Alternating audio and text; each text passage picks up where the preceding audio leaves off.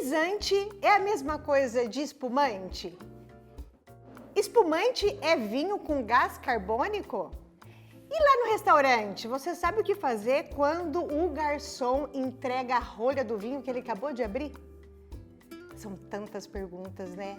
Principalmente de um assunto que hoje se popularizou muito, que é o sabor, o gosto pelo vinho. Vamos entrar nesse universo? Mas de uma coisa eu sei que eu gosto, mas não sou uma boa entendedora. Mas tem uma outra coisa que eu tenho certeza absoluta, sabe o que é? É que para celebrar um aniversário, por exemplo, a gente precisa de duas coisas no mínimo. É a bebida, e a gente vai falar sobre isso hoje. O outro é um look especial, exatamente como esse que eu estou usando hoje. Mentira, eu estou brincando, eu estou fazendo isso só para lembrá-los que este look do podcast está no nosso site na aba Looks, assim como vocês pediram. Mas hoje a gente vai celebrar mesmo, hoje é o primeiro episódio do mês de setembro, o mês que o podcast completa 1 ano. E eu estou muito feliz por isso. E hoje a gente vai falar sobre bebida e sobre celebração. O nosso convidado é o Jean. Vou deixá-lo se apresentar. João, por favor, fale para eles quem és tu. Boa tarde para todo mundo. Meu nome é Jean, eu sou proprietário da adega Santa Safra. Inaugurei a adega em 2013, hoje completo 9 anos. Sou amante de vinho, comecei toda essa história da adega com um sommelier francês que tinha recentemente chegado em Mirassol. E na ideia de ter um novo empreendimento, montar uma casa especializada em vinho, fiz o convite a esse sommelier francês, ele topou e aí começou a história da adega Santa Safra. Ah, que bacana. E você trabalha então há quanto tempo com isso? Eu estou há 9 anos no mundo do vinho. Deixa eu perguntar uma coisa, eu falei teu nome certo? É Jean. E eu falei Jean? Eu não sei se eu... João? Gente, da onde que tá vindo o João? Espero que seja do santo que está me iluminando. Ah, tô brincando. Então tá bom, Gia. Então vamos começar? Eu acho que a gente poderia começar contextualizando da seguinte forma. O que é um enólogo e o que é um sommelier, ou uma sommelier, né? Que é assim que fala, a diferença de homem para mulher. E são apenas esses dois profissionais que trabalham nessa indústria do vinho? A grande diferença, o enólogo é o que está lá no campo, na produção da uva, tá? E o sommelier é o que estuda o vinho para apresentar o produto final. Então essa é basicamente a grande diferença. O enólogo começa no plantio, em toda a cultivação da uva, e depois o segundo passo vem o sommelier, que ele estuda o vinho para apresentar ao público final esse vinho. Consumidor, para nós que vamos... Tá. A uva que faz um vinho, ela também é uma uva como uma fruta que a gente consome? Pode ser feito. O que acontece? Hoje a uva do dia a dia a gente chama de uva de mesa, que a gente tem de sobremesa em casa. A uva do vinho é considerada uva vinífera. Elas são uvas que não são de consumo em casa. Tem essa diferença. O brasileiro usa muito, um exemplo, esse tinto suave que é forte no Brasil somente, é de uva de mesa, não de uva vinífera. Os grandes vinhos do mundo são feitos de uva viníferas, que não é que você chupa em casa. Então hoje se você for num vinhedo, você tem lá, pode experimentar a uva, você vai ver que não te agrada, porque elas não são doces, elas são um pouquinho mais tânicas, né? Ela amarra, são uvas diferentes. Entendi. Você falou aqui que no Brasil, especialmente, um gosto mais comum é o gosto pelo tinto suave. Esse suave significa que a gente não gosta tanto do seco. E é assim, hoje a gente gosta muito do seco. O que acontece? Então, assim, de 5 anos para cá, nós tivemos uma boa virada na chave. Tá. Então, assim, no começo da adega, o pessoal, quero suave, que é o nacional de uva de mesa, que tem várias vezes até uma adição de açúcar. Certo. Depois de um tempo para cá, o vinho ficou muito forte no Brasil, o consumo aumentou muito e o pessoal deixou de tomar o suave. Então hoje o suave quase não tem mercado mais no Brasil. Virou a chave e começou a utilizar o tinto seco. Então significa que o brasileiro, ele gosta mais, ou até 5 anos atrás, gostava mais do vinho suave por uma questão cultural, muito mais do que de paladar especialmente. Sim, porque o vinho, há 10 anos atrás, quase ninguém tinha acesso a ele. Era uma bebida cara e difícil de estar na mesa do pessoal, né? Então era feito mais o vinho suave. Quando começou novelas, divulgações em cima do vinho, que fazia bem pro coração, toda essa história, o resto do mundo, inclusive o brasileiro, começou a pegar forte na produção de vinho. E viu que o brasileiro não queria mais o suave. Aprendeu a tomar o vinho, que é o vinho, né, o seco. Deixou de lado o vinho suave. Nessa mesma linha, se eu perguntasse para você assim, ó, qual é o vinho mais gostoso? Aquele que eu gosto, que cabe bem no meu paladar, ou aquele que realmente é o melhor para aquela ocasião? Tá, o vinho bom é o que você gosta, como a comida boa é a que você gosta. Tá, então, o que me agrada muitas vezes não vai te agradar, por vários motivos. O vinho é paladar e talvez não estamos na mesma fase. Hoje eu, Jean, gosto de um vinho encorpado. Talvez se eu abrir um vinho encorpado agora, nesse momento para você, o tanino, a acidez do vinho vai te assustar, não é o que você gosta. Então, hoje, qual que é a grande diferença? Porque adegas estão muito fortes nisso. Porque muita gente tomava o vinho e falava, não, eu não gosto de vinho tinto seco. Porque ele ia no ouro e escolher alguma coisa. E hoje a adega tem pessoas especializadas. Se você chegar e dizer, eu quero um vinho leve, seco, eu vou conseguir te indicar alguma coisa no que você está procurando. Indiferente de comprar algo no escuro, né? Tá, entendi. E preço? O preço, ele está relacionado com a qualidade do produto, do vinho? Tá. Por quê? Os vinhos mais elaborados, normalmente eles passam em barrica de carvalho francesa ou americana. Uma barrica hoje é muito caro para uma vinícola produzir 5.000 litros de vinho somente. E além dele, naquele vinho, ele trabalhar muitas vezes de 12 a 24 meses com vinho descansando numa barrica, toda a produção dele é mais demorada. Então não justifica ele ser o mesmo preço de um vinho de consumo rápido, onde o enólogo colhe, eles produzem vinho, põe na garrafa e põe para vender. Entendeu? Então muitos vinhos que você hoje vai comprar, a produção dele já está 3 anos para trás até ele chegar na garrafa. Entendi. Então isso demanda tempo, custo, estrutura, é bem diferente. Imagine que eu tenha aqui, imagine que eu seja, porque se eu não for entendedora, não vale essa pergunta, mas imagine que eu já tenha um nível de conhecimento, a gente vai falar um pouquinho dos rituais, do vinho, de beber o vinho, mas imagine que eu já tenha o mínimo de sabedoria em relação ao vinho, a qualidade do vinho, a uva, etc. Ele tem um vinho de $10.000, um vinho de $5.000 e um vinho de R$400.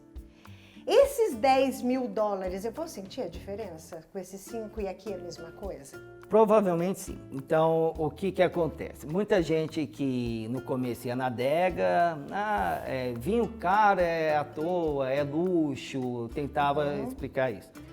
E quando ele começou a frequentar uma confraria ou se encantar pelo mundo do vinho, a partir do momento que ele tomou um vinho mais elaborado, ele não deixa de tomar, mas ele não quer mais aquilo. Ele só não deixa de tomar o de entrada por questão financeira, né?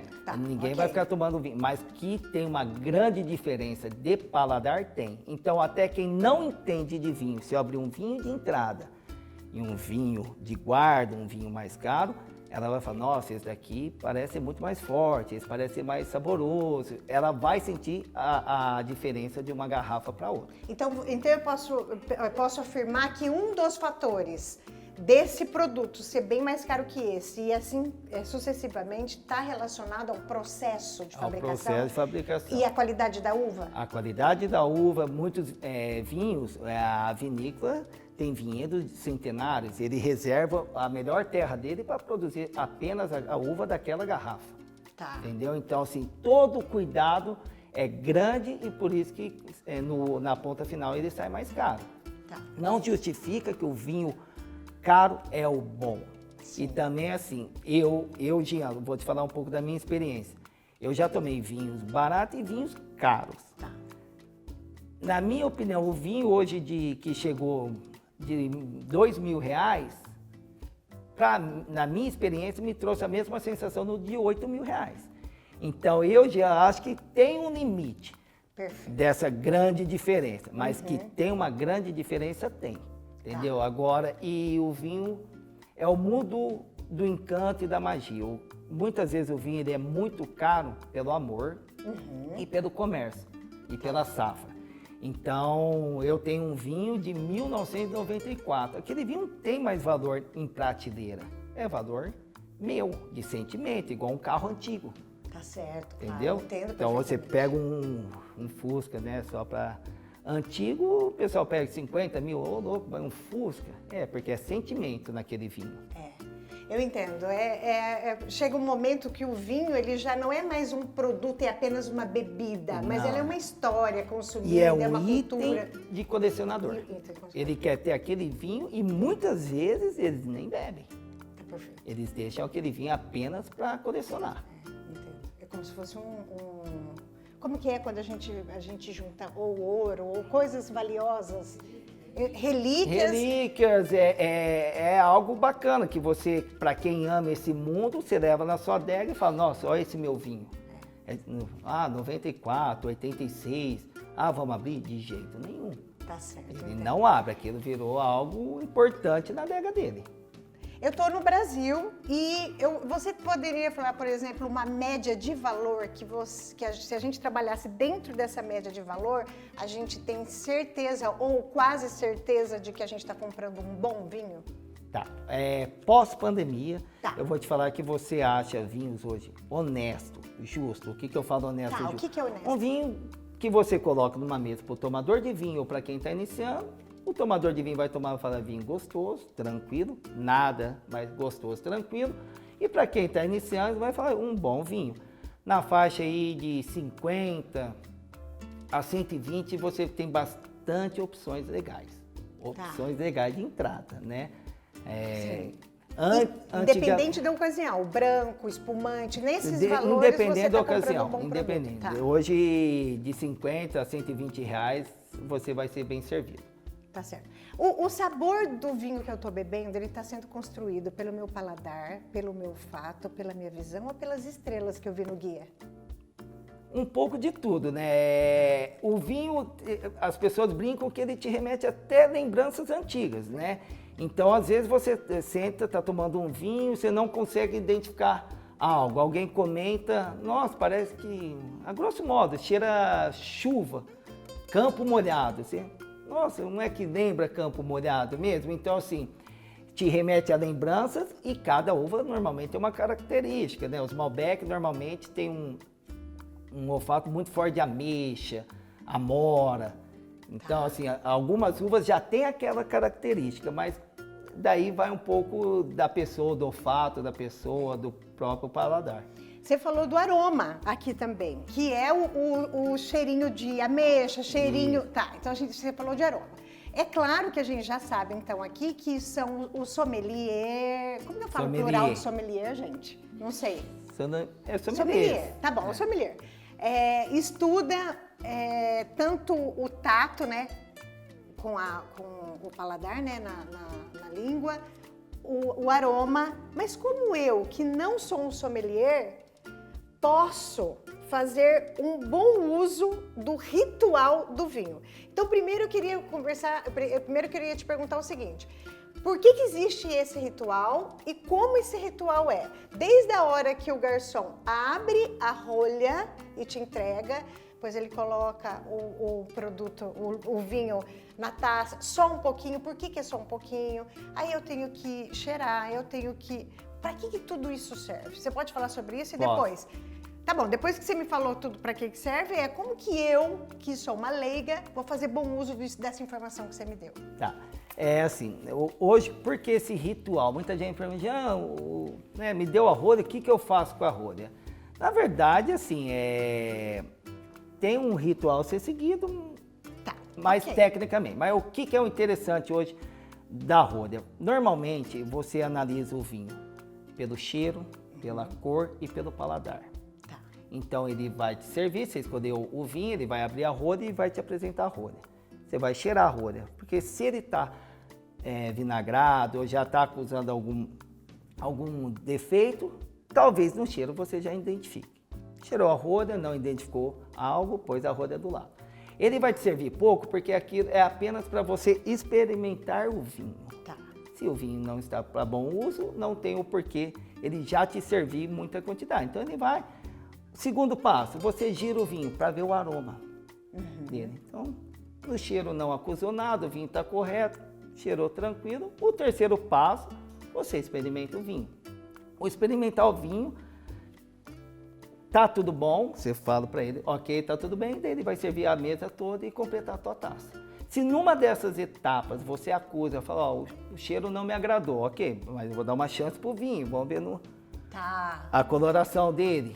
Não, a coloração tá viva, tá brilhante ainda, tá ok. Numa dessas fases você não te agrada o vinho, ele vai simplesmente fechar o vinho e trocar a garrafa para você. Tá, então veja se eu estou certa.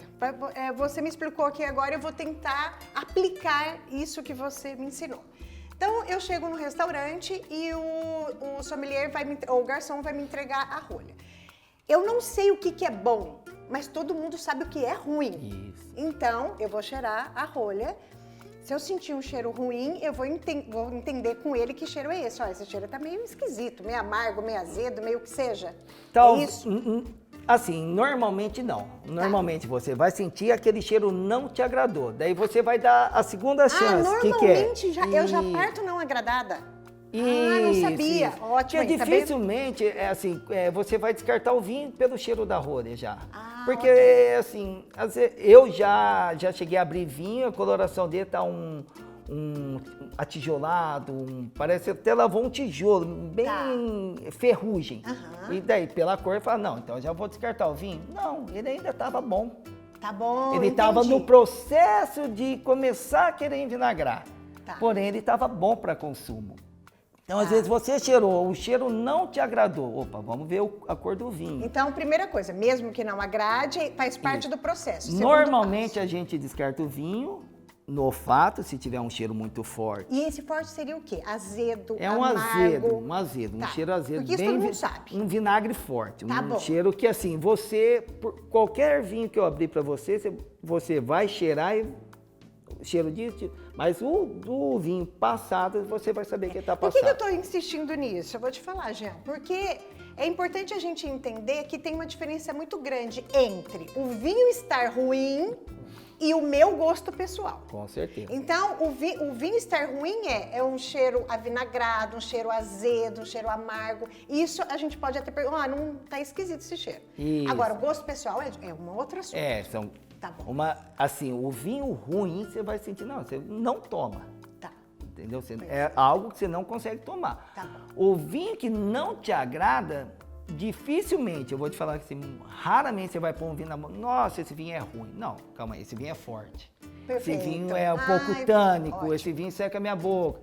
Ele não te agradou, mas ele não está estragado. Perfeito. Teve até um caso muito legal na loja, há muito tempo atrás, eu tinha um vinho muito específico lá, porque o sommelier que começou comigo era francês e ele quis levar um rótulo que eu até falei, para Rio Preto eu achava muito estranho. E chegou uma cliente nossa querendo tomar um vinho e assim, a gente sabia que ela não era tomadora de vinho, até pela conversa, tudo. Ela quis aquele vinho e na hora o hotel sommelier falou, esse vinho é muito específico, são vinhos para tomadores de vinho, a boca dele é bem complicada, é um vinho muito estruturado, não, eu conheço, eu quero, ok. No outro dia ela me ligou e falou, o vinho que vocês venderam está estragado.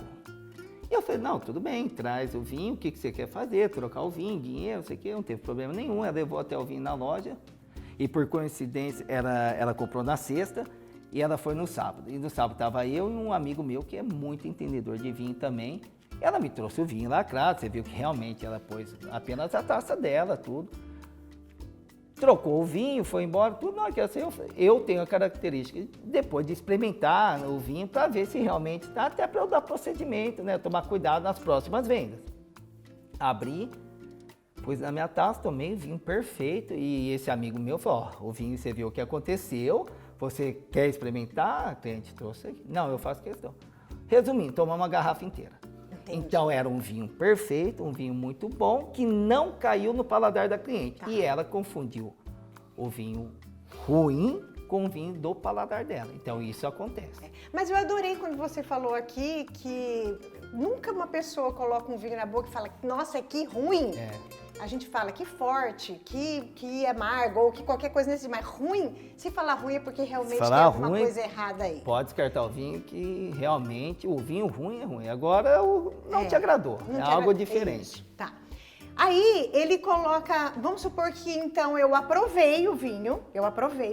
Alguém tinha perguntado alguma coisa deste processo especificamente? Você não tinha? Por que o garçom serve primeiro, sempre os homens?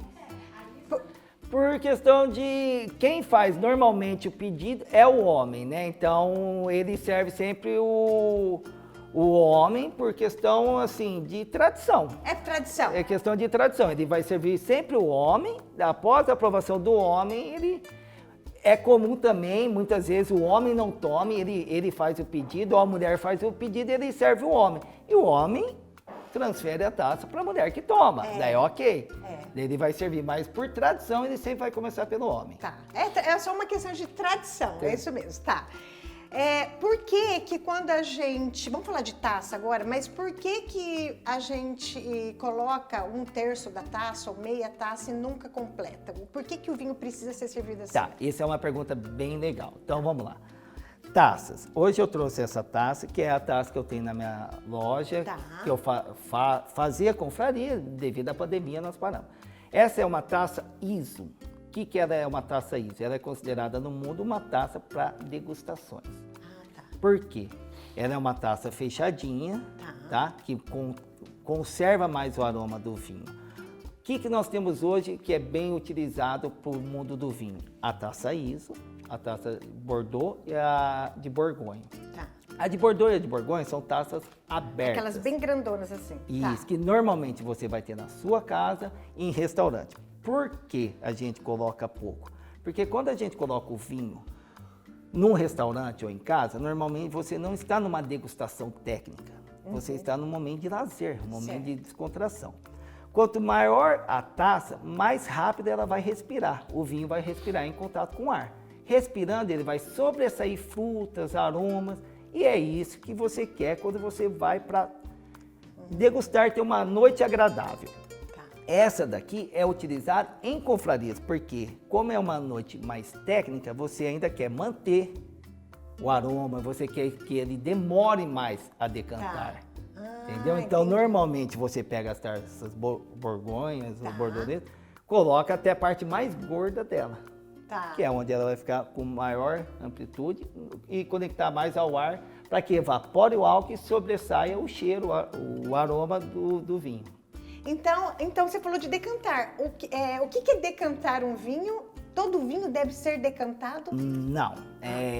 Assim, vinhos decantados, normalmente vinhos potentes, tânicos e potentes, ou vinhos de grande guarda. O que é o decantar? Nada mais é que a mesma função que a taça. O decanter, ele desce e tem o fundo bem largo. Então, quando você coloca um vinho potente, tânico ali, você vai fazer que aquele vinho respire mais rápido e saia um pouco essa potência, para que ele se torne mais agradável para degustar ou para tomar. E uma outra função também do decanter, vinhos de longa guarda, eles provavelmente vão juntar borras, resíduos da uva, do mosto.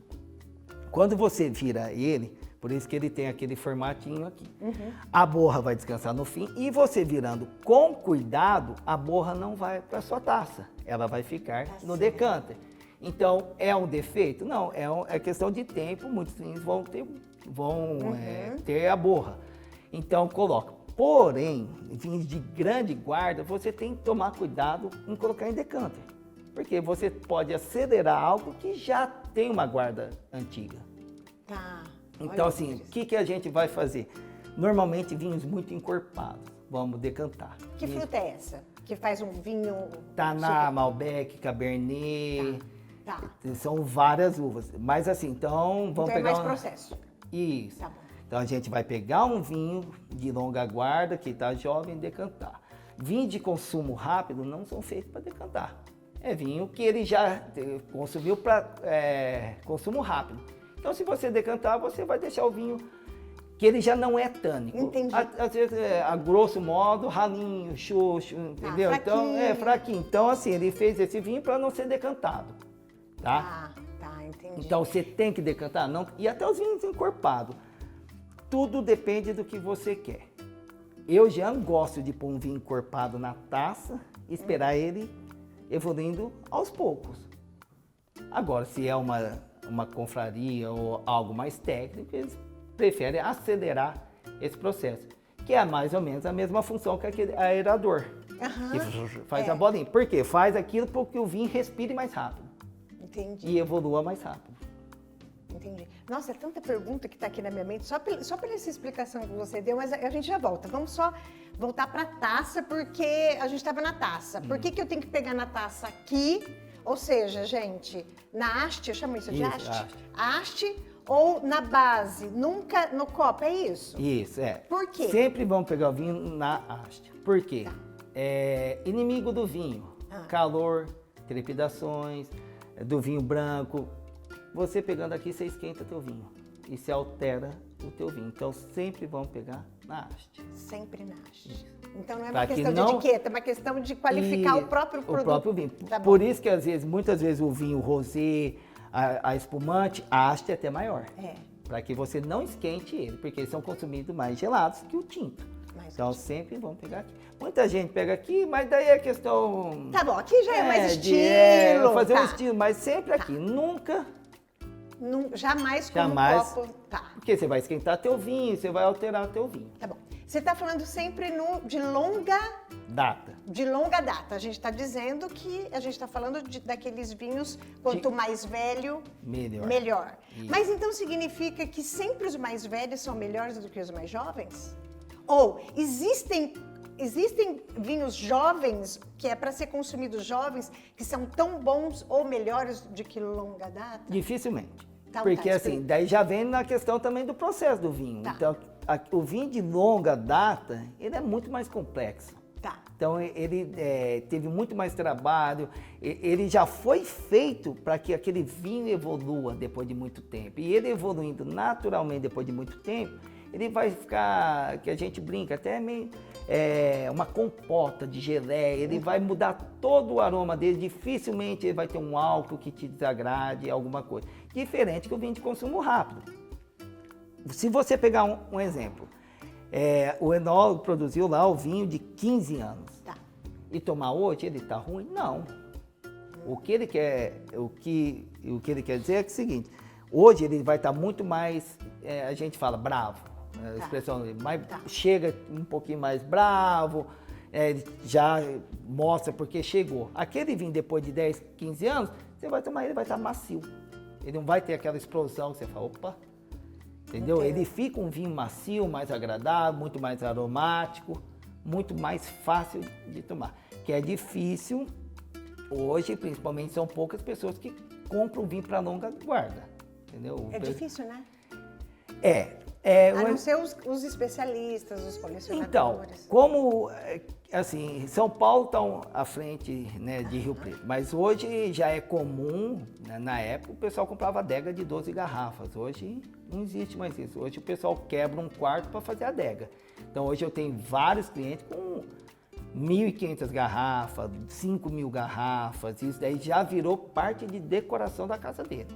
E a partir do momento que ele entra nesse mundo do vinho, um mundo encantado, que a gente brinca, não tem volta, ele não compra mais um vinho especial, uma garrafa. Ele sempre vai comprar 4, 6, porque ele quer consumir 2, 3 e vai deixar 3 guardadas. Isso é o prazer dele. Adega, você falou de adega aqui. Qual é a temperatura ideal para o tinto e para o branco? Para o espumante é a mesma coisa? Posso colocar no mesmo lugar? Na mesma adega? Não, o ideal é assim. O rosé, o branco e o espumante vão seguir mais ou menos a mesma temperatura. A gente está falando de 6 a 10 graus. 6 a 10. Isso, esse daí. Porque são vinhos para que você tome mais gelado, para se tornar mais fresco, mais agradável, mais refrescante. Tá. O tinto, por ser encorpado, se você tomar ele muito gelado, a falsa sensação de frescor deixa ele mais alcoólico. Então você tem a sensação que ele está mais fresco por estar gelado, mas ele se torna mais alcoólico. Então o tinto, normalmente nós vamos tomar ele de 12 a 15 graus. Então eu tenho que ter 2 adegas em casa? Sim, ou uma adega pro tinto e guardando o seu rosé branco, espumante na geladeira. Que seria mais ou menos a temperatura de uma coca bem gelada. Tá, algo tá. assim. Muita gente, para não ter esse investimento, o que ele faz? Ele pega o vinho, coloca na geladeira, meia hora antes de servir, ele sobe pro congelador. Meia hora antes de... Então, vamos supor que... Nossa, eu resolvi que eu vou fazer um jantar aqui, fui lá no supermercado, comprei vinho, tá quente. Como que eu faço para servir esse vinho? Tinto. O tinto, eu aconselho sempre você colocar o tinto, se você não tem uma adega, na gaveta de legumes. Agora, se o espaço for curto, coloque na geladeira. O tinto eu não gosto, não aconselho colocar no congelador. Espaço curto, você tá falando de meia hora, uma Então, hora? isso, 1 hora. Então, 7 horas cheguei em casa, vou receber o pessoal às 8. Coloca na geladeira. Tá. E o branco e o espumante? Se for espaço curto, eu colocaria no freezer. no freezer, no congelador, para realmente trazer ele bem geladinho. Tá, a gente vai entrar nos tipos de vinho e tipos de uva, mas antes, frisante e espumante são as mesmas coisas? Não. O frisante, basicamente a grande diferença do frisante pro espumante o frisante ele tem apenas uma fermentação. Então o frisante ele nunca vai ter espuma e muita borbulha. Ele é levemente gaseificado sem espuma. Tá. Porque o que potencializa a espuma e a borbulha do vinho é a segunda fermentação que todos os espumantes passam. Então o frisante ele tem apenas uma primeira fermentação, que é um lambrusco italiano, são vinhos com apenas uma fermentação. Já os espumantes que realmente estouram, que tem aquela borbulha bem presente e faz espuma, já vai para a segunda fermentação. A champanhe ou o champanhe?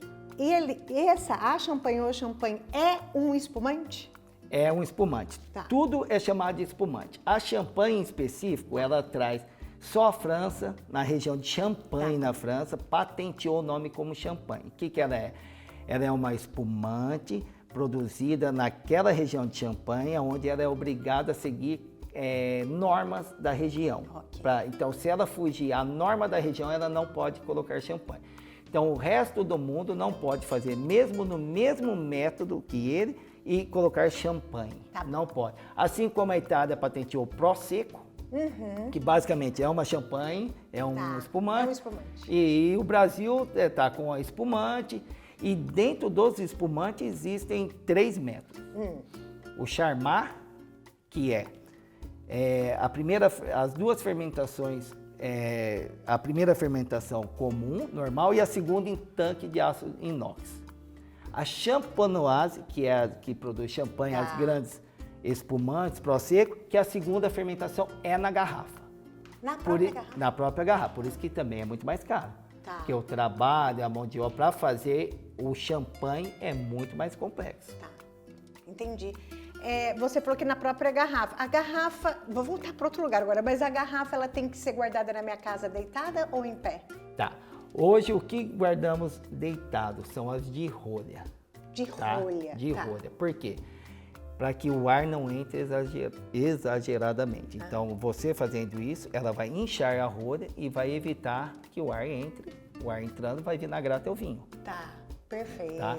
Daí o Skull Crap, que ainda temos muita resistência no Brasil, que é essa daqui. Mas e no mundo?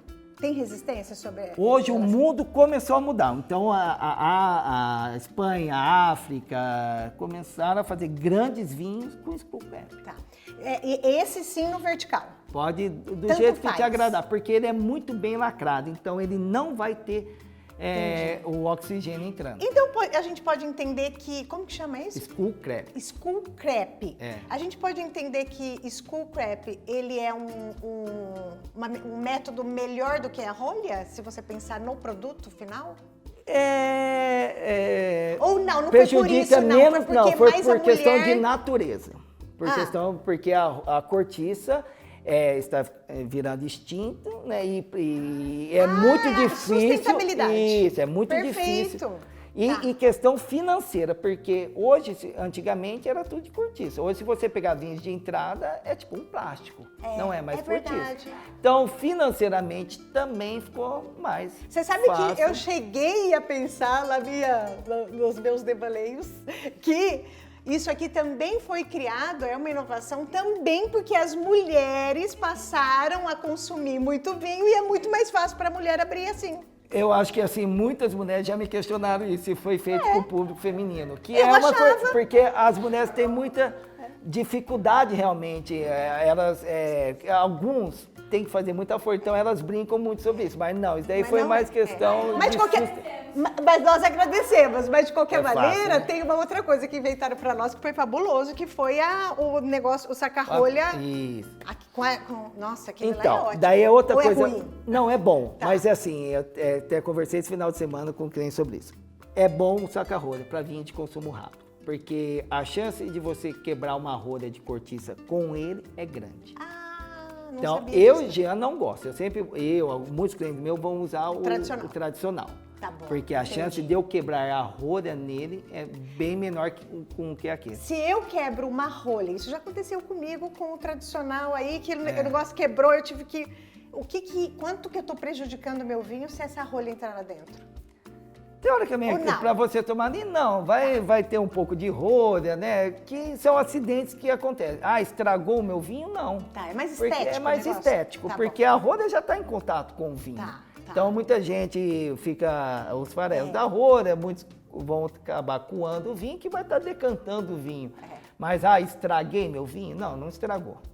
É uma questão mais de estética. É mais estético, tá. Então vamos entrar, tem tantas perguntas que eu vou caminhar com ele aqui, depois eu vou fazer o bate-bola das perguntas, se tiver mais alguma coisa vocês me perguntam. Então vamos entender quais são os principais tipos de vinho e de uva.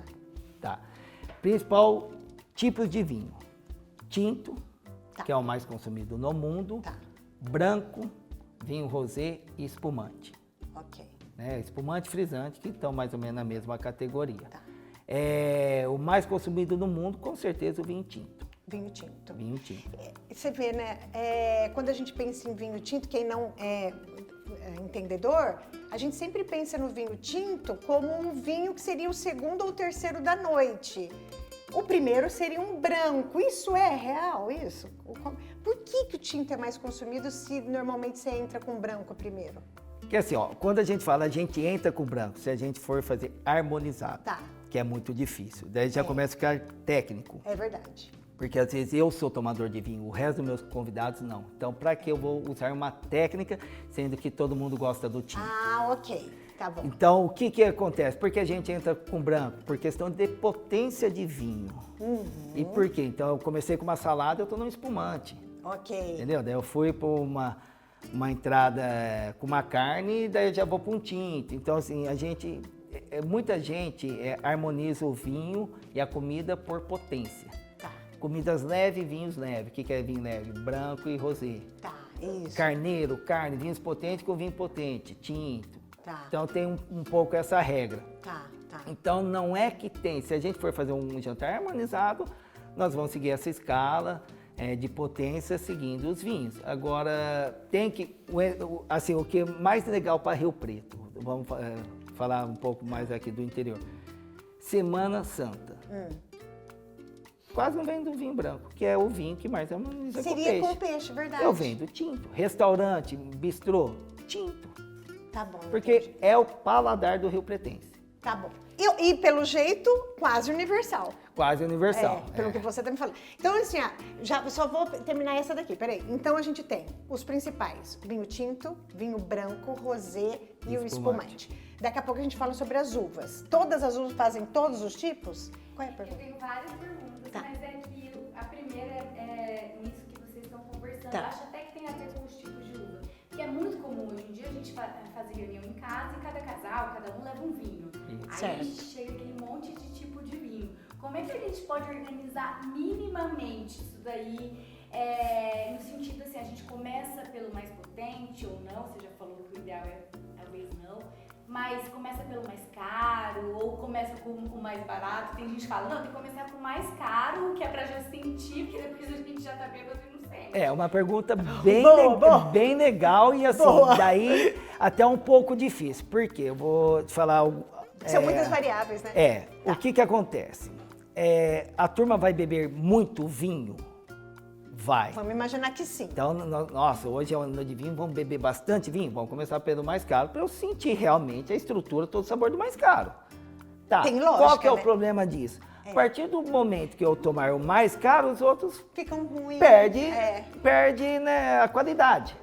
Agora não, nós vamos tomar um pouquinho. Então, nós estamos em 8 casais, vai dar dois dedinhos da taça. Certo. Vamos por potência, porque daí é bacana. Você toma e fala, gostoso. Daí, opa, ele consegue ir se destacando. Eu brinco muito assim. Se eu te servir hoje um café com açúcar, você vai tomar docinho, gostoso. Se eu te dar um pedaço de chocolate, você tomar o café com açúcar, ele é amargo. É verdade. Porque o chocolate é muito mais doce. Então, altera muito a ordem. Qual que é o básico? O básico, se for rosé, branco, tinto, vamos começar talvez pelo branco, rosé, tinto.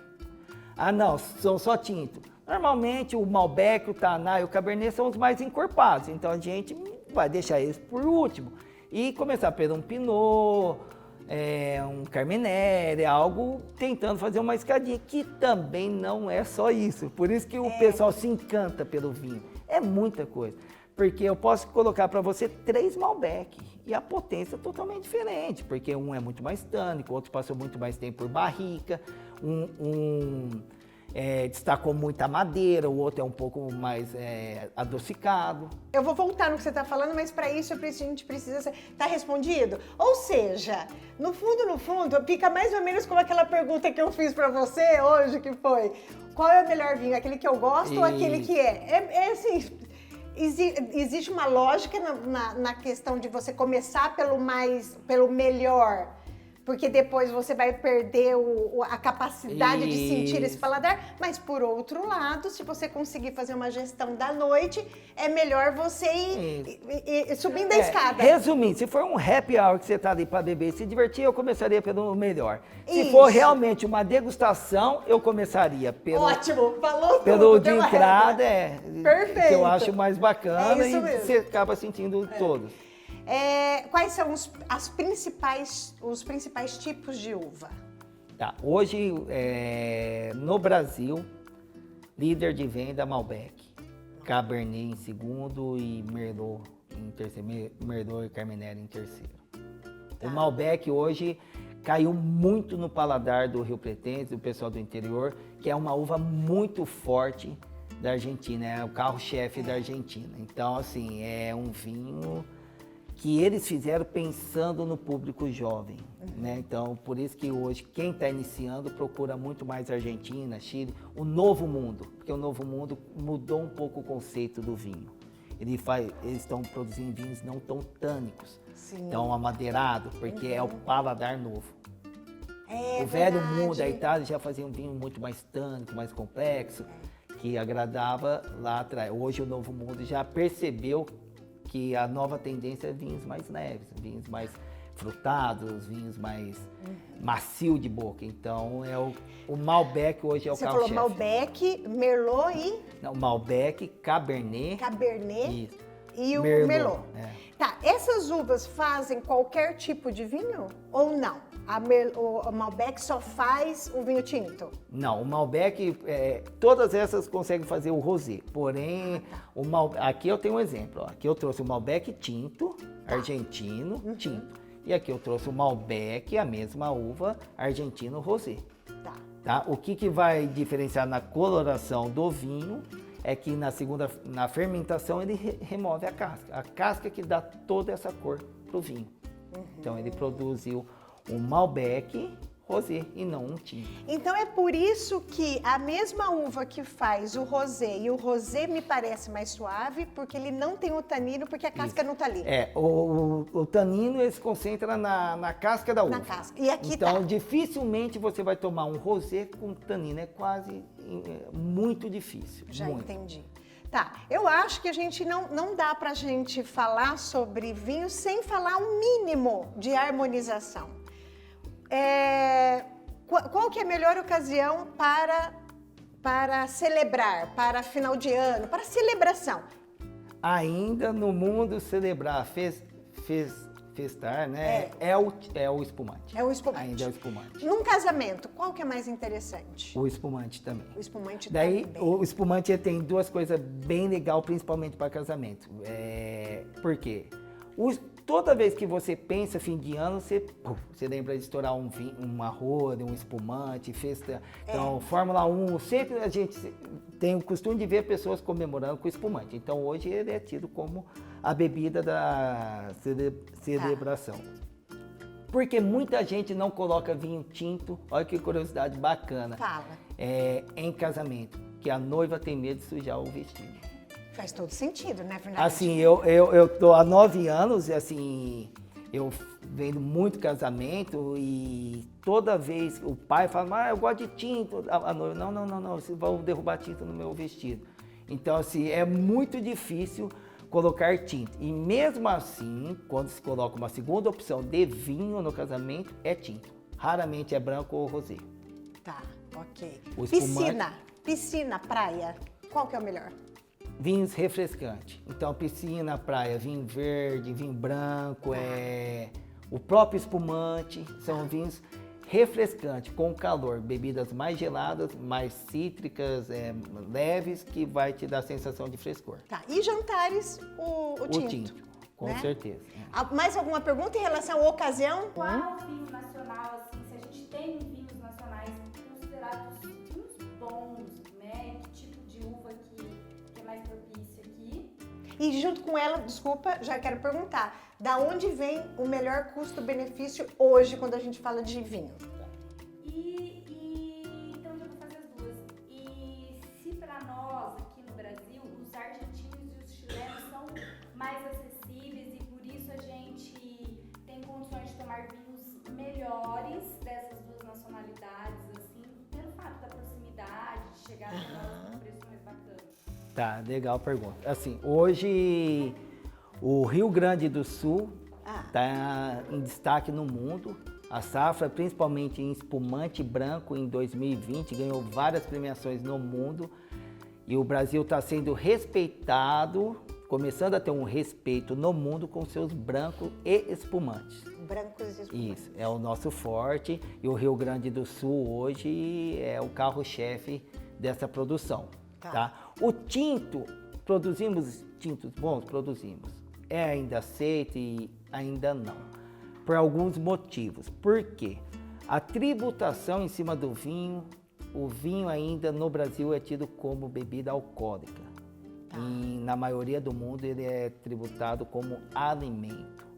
Então hoje dificilmente eu consigo ter um vinho tinto custo-benefício para bater com a Argentina, com o Chile, com Portugal. E muita gente, então, o brasileiro tem um pouco disso, né? Ele acha que o nosso produto sempre vai ser um pouco inferior, então ele vai comprar uma camisa, se tem uma americana e uma nacional, ele prefere a americana. E é um pouco que acontece com vinho tinto, né? Então ele chega lá, um vinho tinto de 60, ele tem a opção de R$60, Itália, França e Argentina, ele acaba optando. Os vinhos são ruins, são excelentes. Porém, a resistência nossa é muito grande. Teve até aproveitando o gancho, uma confraria na loja que eles fizeram 4 tipos de vinho Pinot, brasileiro, francês, se eu não me engano, argentino, eu não me lembro a quarta opção, e era cegas. O vinho mais votado na noite, o brasileiro. Qual que foi o único que não vendi? Brasileiro. Isso. Qual que é o melhor vinho? Esse daqui. Abriu o papel alumínio, nossa, brasileiro, surpresa. Na hora de vender, qual que eu não vendi nenhuma garrafa? Tá. Você acha que isso, o que causa esse tipo de situação? A tributação, e o brasileiro tem resistência ao produto dele. Ao próprio produto. Ao próprio produto. E tanto é que hoje a gente exporta muito espumante para o mundo. E a gente vem sendo pontuado porque o nosso clima favorece muito. Pouca chuva no Rio Grande do Sul, pouca chuva. Clima fresco, um sol fresco durante o dia e uma noite tranquila. É mais ou menos o clima da França que produz os grandes chardonnays do mundo. Então ele produz o branco espumante muito bom brasileiro. Então isso a gente conseguiu ganhar o mundo. Agora, no tinto, há muita resistência ainda. Tá, é um tempo de aculturamento E tem a mesmo, questão né? de cultura, a pessoa vai presentear, ela se sente mais chique dando um vinho italiano do que dando um vinho nacional.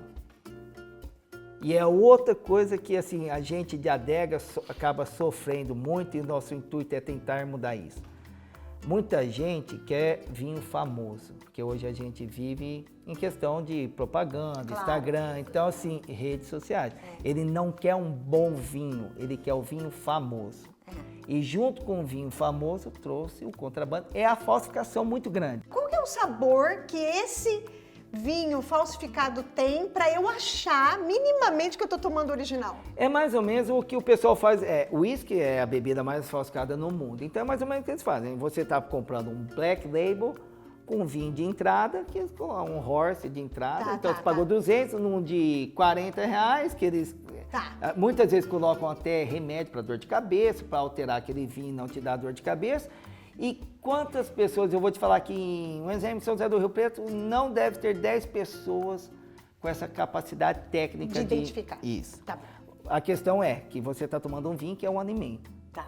Então, assim, a falsificação daquilo, às vezes, não é só no paladar, e sim na tua saúde. Claro. Né? Então, hoje você pega grandes enólogos indo em canais, na rede social, degustando os dois, assim, como é te mostrar ruim, não é, mas ele te mostra algumas características que... Então, uma dica boa é prestar atenção no preço e comprar em lugares... De procedência. E lugares de... O que você quer dizer com lugares de procedência? Me explica. Adegas de Rio Preto... Tá. Adegas da sua cidade, porque aqui é Brasil inteiro. Desculpa, Não, tudo bem. seja. nas adegas com nome, referência, em grandes redes de mercado. Então, assim... Tá pesquisar principalmente preço. Então, o João vende o vinho a 250, Betânia 250, todo mundo a 250. Porque o Pedro está vendendo a 100. Tá bom, entendi. Então, gente, Né? é aquilo E que a gente já normalmente sabe. o que vende assim, não tem uma loja física, é venda por WhatsApp, esse tipo de coisa que assim, Claro. não justifica, né? Bom, então vamos lá. O nosso tempo passa, né? Esse é o Boa. problema do tempo, ele passa. Bom, mas também é uma grande solução do tempo que ele passa. Então, antes da gente abrir, deixa eu te fazer um bate-bola aqui, pode ser? Perguntas que mandaram. Qual é o melhor vinho? Aqui é uma pergunta para você, tá? O que você gosta. Ok. Devo comprar um vinho pelo preço? Não. Tá. Garrafas guardadas na horizontal ou vertical, a gente já respondeu. Rolha, horizontal, scrap, Skull crepe, skull crepe. da sua preferência. Da sua preferência. Quando o vinho precisa respirar, é para decantar todos ou qualquer vinho? Por quanto tempo? Aquele que tem que decantar, quanto tempo? Opa. Decantar normalmente de 1 hora a 6 horas. Depende da potência do vinho, isso. Mas normalmente 1 hora ele já vai dar uma boa respirada. Ah, então tá. Então se os meus convidados vão chegar em casa às 8, às 7 horas eu já ponho no decanter. Já coloca aí para decantar. Legal. Como segurar a taça, a gente já falou. Quanto servir em uma taça, porque também já falamos, né? De onde vem o melhor custo-benefício atualmente? Ela falou de Chile, Argentina E Portugal. Portugal. Tá. Portugal hoje, principalmente pro Rio Pretense, que adora uma pizza, um queijinho, vinho português barato e gostoso, bem feito. Vinho de 30 a 70 reais, você vai ter muitas opções.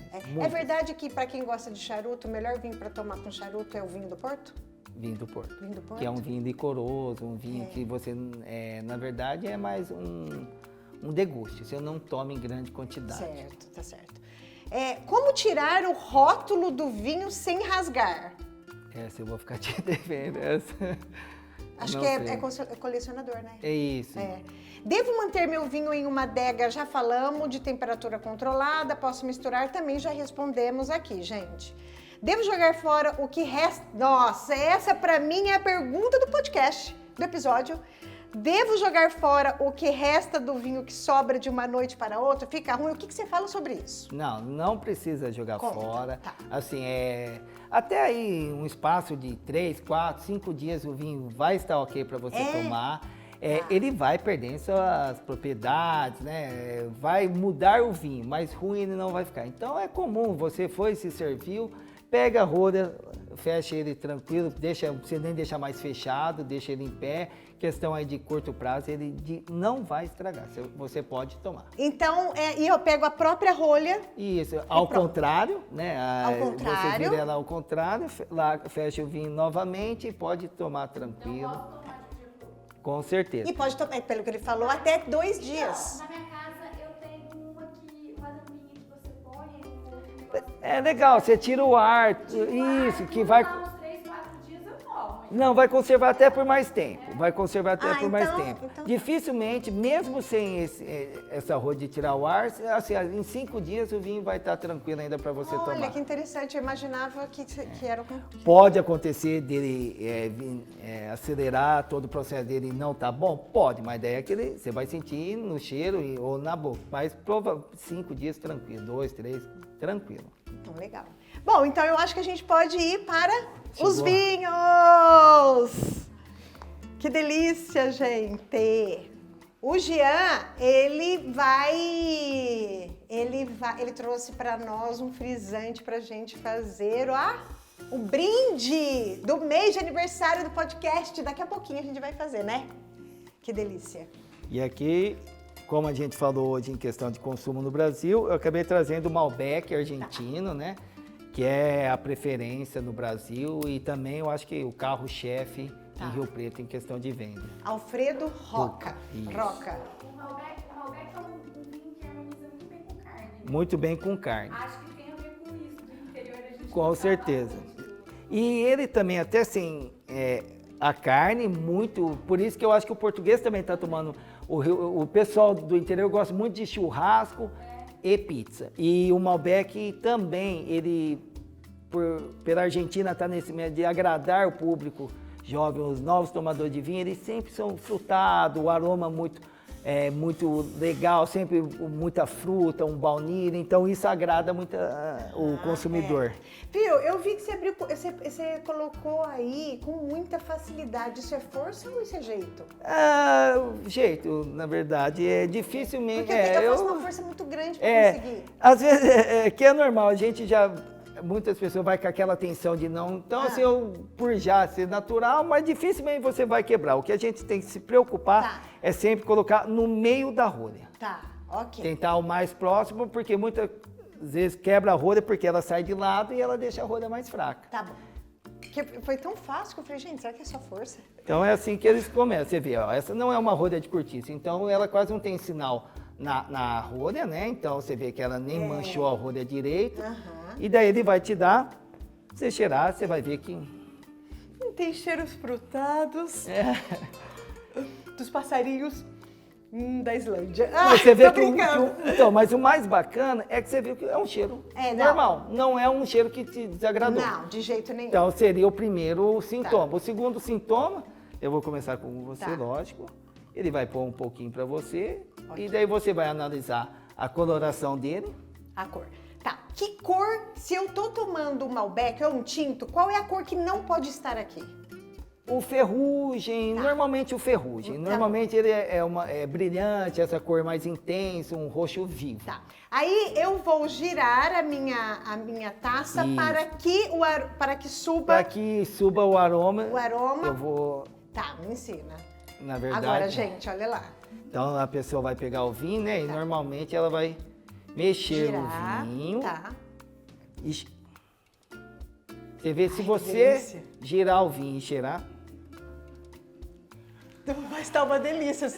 Vocês podem ficar com inveja, sinto muito. não sei se você sente, é muita ameixa. brincando. Você sente ameixa? Muita ameixa, muito. Então, Fruta, né? Fruta. Muita fruta. Pra ser muito honesta, eu não ia te falar ameixa, mas eu ia te falar frutas. Isso, muita fruta. Então aqui, eu abri a rolha ok, a cor ok. Gente, eles estão rindo de mim porque eles acham que eu não aprendi tudo aqui hoje. E agora o último, que é o paladar dele.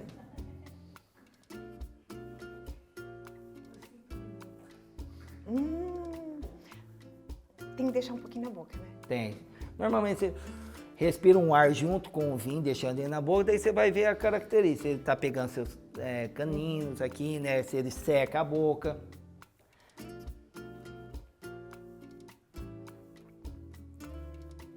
A senhora ia amar. Minha mãe tá aqui na plateia hoje. Ela ia amar esse vinho. Você viu que bacana, é um tinto, tá um pouquinho mais quente, porque né, já tem um tempinho que eu tirei da adega, mas você vê que ele não é, ele tem a potência dele, uma fruta, mas não é algo que desagrada. Então é mais ou menos o paladar, o buquê muito, né, no nariz muito bom e a boca, o tanino, que é a banana verde, né, a acidez dele é tudo bem equilibrado.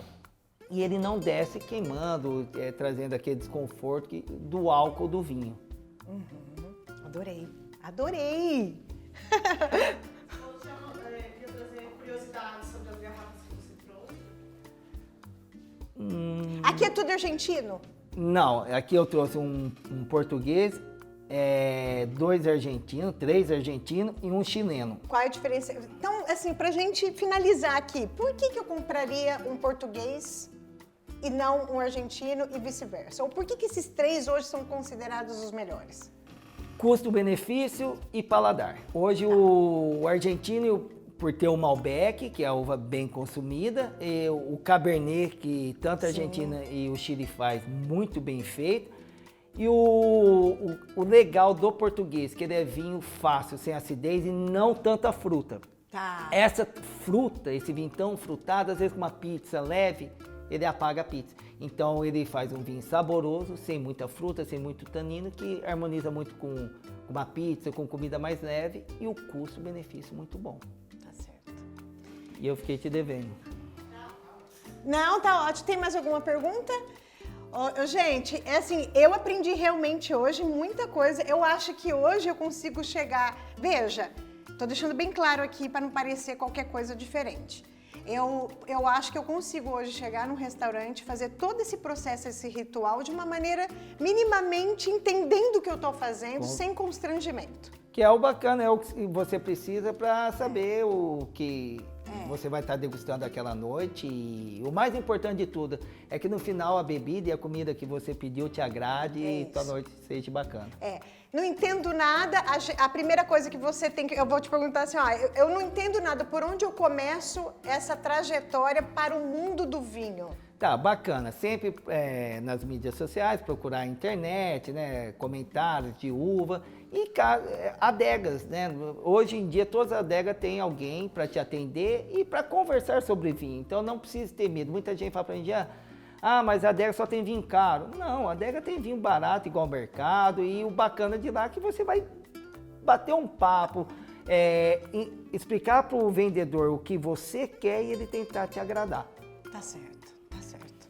Em determinado momento durante o episódio, vocês chegaram até a comentar que falar sobre harmonização seria uma conversa mais longa, mas até o gancho que você estava falando das adegas, eu posso chegar numa adega e falar, vou fazer um jantar, vou fazer uma recepção, vou servir tal prato, que vinho você me indica, né? Com certeza. Perfeito. Não tenho conhecimento. Com certeza. Isso é o bacana hoje de adega. O mercado ele não tem alguém especializado para te apontar. Então você vai olhar, fechar o olho, o que você mais ouviu falar, o rótulo bonito. A adega você vai chegar e falar, Jean, o atendedor, hoje eu vou receber um pessoal jovem, não toma muito vinho, nós vamos fazer um risoto com uma carne, gostaria de um vinho tal. Ele vai tentar pegar toda essa informação e te vender algo mais próximo disso. E uma regrinha bem básica para você que está no mercado, foi pego de última hora, é cor da bebida com cor do alimento.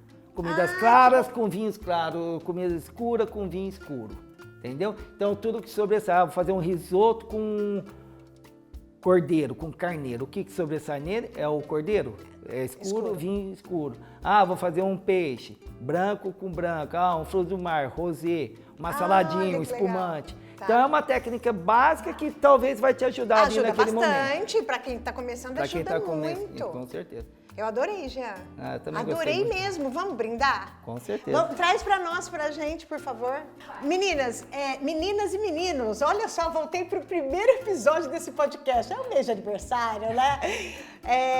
Elas pediram para eu reforçar a seguinte pergunta que faz muito sentido mesmo. Quando eu abro o vinho, se sobrar, eu posso guardar? Se sim, por quanto tempo e como eu devo guardar esse vinho? Sim, Enquanto você pode guardar Assim, um tempo não tem uma regra, mas que tranquilamente por 4, 5 dias você pode guardar. Você Tá. fecha ele tranquilo, Tá. com a própria rolha e coloca na geladeira e pode consumir o vinho Tá. sem medo. Se por um acaso eu abrir esse vinho e a rolha quebrou, pode ser aquelas rolhas que a gente compra nessas lojas que tira o ar, Pode, etc. uma rolha de outra garrafa, ou essas até, aproveitando aqui Tá. o gancho. Que é linda, olha, essas gente. aqui, coisa mais linda. É, com algo pedra. que você tampe o vinho e que Ok, tranquilo. tá jóia. Eu deixei de fazer alguma pergunta para você que você acha que é importante para quem está em casa? Alguma informação que você acha Eu que é acredito que importante? não, abordamos A gente algo passeou bem bastante, legal, né? que é sobre a taça, É. a curiosidade da rolha. Eu acho que foi assim, bem Foi legal. bem legal, né? Acho que Tá. foi A partir bacana. daí eles vão se aprofundando lá no teu Instagram, que é A Santa Safra. a Santa Safra, que a gente tá marcadinho aí embaixo. Vamos primeiro, então, brindar o aniversário, o mês de aniversário de 1 ano do podcast. O Jean vai falar pra gente que espumante é esse. Espumante. Esse daí é um espumante moscatel, Tá. tá? Então eu trouxe um produto do Rio Grande do Sul, né? Que é muito famoso, que é o carro-chefe hoje do produtor. Tá. Na uva moscatel, que é um espumante mais leve e adocicado. Tá. O doce da própria uva moscato, Tá. Que é o paladar que vem crescendo muito no Brasil e normalmente em casamento é o mais utilizado. Porque ele tem baixo teor de álcool, ele é refrescante e um adocicado. Então, quando a gente trata de brinde, festa, comemorações, o pessoal acaba optando por algo mais leve e refrescante. E esse em específico é da Casa Valduga, que também hoje é junto com a Garibaldi, Cassalton, Caperim, são Referências, né? referências. Nacionais. Nero chama. Ponto Nero. esse Ponto aqui. Nero. Que, aliás, é uma garrafa linda, né? Linda, linda. E produz, assim, excelentes espumantes, até vinhos tintos. Tem o jeito certo de abrir uma garrafa? Então, de- uma outra curiosidade bacana para o espumante, até Ah lá, aproveitando o gancho, é o seguinte. Sempre que for abrir um espumante, nunca abra o espumante apontando para alguém ou relaxado. Até aqui ele está ok. Tá. Mas é comum o pessoal lá abrindo espumante, conversar, gente, vamos brindar, deixar. Porque a partir do momento que eu tiro o lacre, o próprio gás pode estar forçando a rolha. Tá bom. E isso já aconteceu vários acidentes, dele estar conversando, estourar e bater. Então, sempre bacana, você vai tirar o lacre com a mão em cima. Se estourar na sua mão, não dói, é só o susto. Tá. Então, você vê a todo momento, nunca apontando para alguém, nesse momento aqui, ó, corre o risco dela. Então, eu tô com a mão em Certo. cima, se abrir só vai ser o susto e tranquilo. E daí, quem quer festar, chacoalhar, vai fazer muita bagunça. Do resto, ó, ela já vai abrir, ó. Você vai... tipo, Eu só rosquei ela, Tá, ó, nem tá. fiz força, ó. Ui, aê, que Então, delícia! Vem cá, gente! 1 ano de podcast. Vem cá, viu, Thiago? Que delícia fazer aniversário, gente! 1 ano e vocês com a gente, que lindo! Ó, enquanto ele serve, só para lembrar, lembra a diferença de frisante e espumante? Aprendi, se fosse um frisante, não teria essa espuma em cima e essas borbulhas aqui subindo também não. A gente sente o frisante no paladar. Tá certo, professor? Tá certo. Na verdade, Ó, que aluna aplicada! o frisante não é com tanta proporção de espuma, é Isso. quase não Perceptível, né? Jean, muito obrigada. Fico Obrigado muito feliz que vocês. você esteja aqui comemorando com a gente o nosso 1º ano de podcast. Parabéns, Obrigada. todo sucesso do mundo para você. Parabéns, gente! Parabéns! Parabéns para você também, que faz parte do podcast. Se eu gosto de vinho, nossa senhora, vem aqui. Gente, isso aqui é uma delícia. Esse também é bem bom, mas eu vou ali. Vou fazer a última pergunta para deixar ele bem constrangido. Mentira, pode falar a verdade. Tá. Eu tenho um vinho preferido, um vinho tinto que chama 1947. O que você fala desse vinho? É o tipo de vinho que eu brinco que tem que comprar e tomar de canudo escondido. Porque Aí, então eu vou dar uma dica. 1947 é um vinho que eu acho uma delícia. é um vinho italiano, da uva que no Brasil foi muito bem aceita, que é a Primitivo, né? É um vinho com muita potência, bem cremoso, ele traz até um leve adocicado, assim, E até por coincidência bacana que eu brinco, se for na loja para perguntar para qualquer um, qual que é o vinho preferido do Jean? É o 1947. Hoje é o vinho que eu mais gosto. Ai, então, gente, olha como eu tô aprendendo. Sabe aquela coisa que é mais foi intuitiva, eu já sabia sobre vinho Qual de que é o maneira grande intuitiva. bacana dessa pergunta? Ah. Você, em momento algum, sabe o preço dos vinhos que eu trouxe e nem do nosso... Talvez Verdade. sabe, mas não tem um comparação. É. Você gosta muito desse. Então, o vinho caro tem diferença? Tem diferença. Entendi. Ah, ele entregou que é caro, gente. Ele entregou que é caro. Mas assim, caro é relativo, hein? Caro não, é no custo-benefício Isso, bacana. O que eu isso. tô querendo dizer, te longe entendo de ser os vinhos de perfeitamente. R$ 1.000, R$ 2.000, mas tá entre os vinhos consumidos, né, com Isso. frequência, e um vinho perto de um de R$100, ele se destaca muito. Exatamente. Entendeu? Ele tá fora daquela faixa que a gente falou de 50 a 100. 120, isso. 120, É um que vinho ele tá hoje um na pouquinho mais faixa aí 200, de 230, R$300 hoje. R$300. Mas é maravilhoso. Muito Num bom. dia muito especial, Vale muito a pena. Vale muito a pena. Jean, quero te agradecer. Foi um episódio, além de gostoso demais, delicioso, aromático, saboroso. Agradeço porque acho que você teve uma didática maravilhosa, né, gente? Para ensinar Muito os obrigado. leigos. Eu que agradeço a oportunidade, aproveitando para parabenizar toda a tua equipe, você, e muito sucesso. E sempre precisar, estamos à disposição. Tá joia. O Instagram de novo? É a Santa Safra. A Santa Safra, gente, curte lá e segue. E também curte, compartilha, comente e se inscreva no podcast e faça tudo isso que eu falei nesse episódio também. Por quê? Porque realmente não foi uma delícia, foi saboroso, aromático, divertido, leve. Não pode ser só você que possa ver isso. Mais gente tem que ver. Para mais gente tem que ver, você tem que fazer tudo isso que eu te pedi. Eu nunca te peço nada. Presente de aniversário. É isso. Combinado? Beijo para vocês e até o próximo episódio.